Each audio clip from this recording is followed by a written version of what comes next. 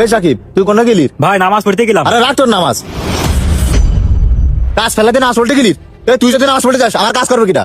কাজে ফাঁকি দিয়ে জায়গা পাও না নাকি? না ভাই বিশ্বাস করেন, আমি নামাজ পড়তেই গেলাম, আপনি আমার ভুল বুঝতেছেন। নামাজ পড়তে গেলি? তাহলে তুই নামাজ পড়ে বেড়াকে, আমার কাজ করা লাগবে না। যা জায়গা তো সর। এই কি ব্যাপার আলামিন, তুমি ওরে ধাক্কা দিলে কেন? কই দেখা মারিনি তো কাকা, এই রডে বাইতে পড়ে গেছে মনে হয়। রডে বাইতে পড়ে গেছে? আমার দুই চোখ নেই, আমি দেখিনি। তুমি তো ধাক্কা দিয়ে ফেলে দিছো। না কাকা, দেখা দিইনি। এই তুমি চুপ করো। এই সাকিব কি হয়েছে তুমি কও। কিছু হয়নি কাকা, আমার এই তুই চুপ করলি রে। এই সাকিব কি হয়েছে তুমি কও তো। ও কাকা, আমি নামাজ পড়তে গেলাম, তার জন্য মিস্ত্রি ভাই আমার কাজের থেকে বের করে দিচ্ছে। কি নামাজ পড়ার কারণে তোরা কাজের থেকে বের করে দিচ্ছে? শোনো আলামিন, তুমি জঘন্যতম অন্যায় কাজ করেছো।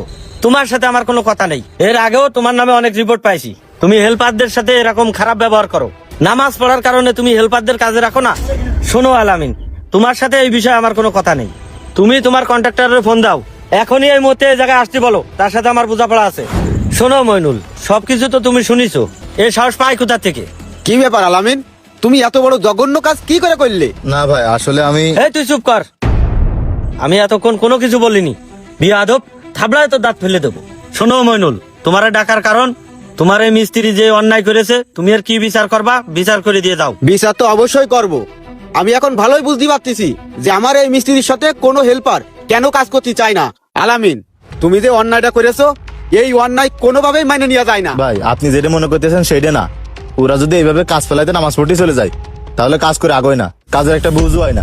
এই তুমি চুপ করো। নামাজে গেলে কাজ হয় না, কারে কি বুঝোচ্ছ? আগে নামাজ পরে কাজ।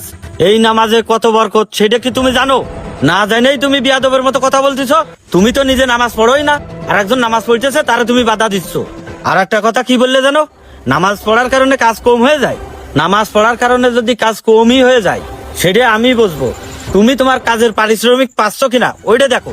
নামাজ না পড়ার কারণে তুমি তো বরকত থেকে বঞ্চিত হচ্ছ, আর একজনেরও বঞ্চিত করতেছ। শোনো মইনুল, আমি চাই না এরকম বেনামাজি মিস্ত্রি দ্বারা আমার এই বিল্ডিং এর কোনো কাজ হোক। আসলে ভাই, আমি আপনার কথা ভালোভাবেই বুঝতে পারিছি। শোনো আলামিন, আজকের পরের তে আমার কোনো সাইডই তোমার আর কাজ করতে হবে না। তুমি এখনই বের হয়ে যাও। ভাই, আমার ভুল হয়ে গেছে, আমার এইবারের মতো মাফ করে দেন। একটা শর্তে আমি তোমারে ক্ষমা করতে পারি, আর সেই শর্তটা হলো আজকের পর থেকে তুমি যেখানে কাজ করতে যাও আর যেই বিল্ডিং এ কাজ করো না কেন, আজান হওয়ার সাথে সাথে কাজ ফেলে রেখে তুমি এবং তোমার হেল্পার সবাই একসাথে নামাজে যাবা। আর এই নামাজ পড়ার কারণে যদি কাজের ক্ষতি হয়, কাজ কম হয়, সেটা আমি বলবো। তারপরেও যদি নামাজ পড়তে যাওয়ার কারণে কোনো হেল্পার কোনো মিস্ত্রির সাথে খারাপ ব্যবহার করো, তখন কিন্তু তোমার আমি আর কাজে রাখবো না।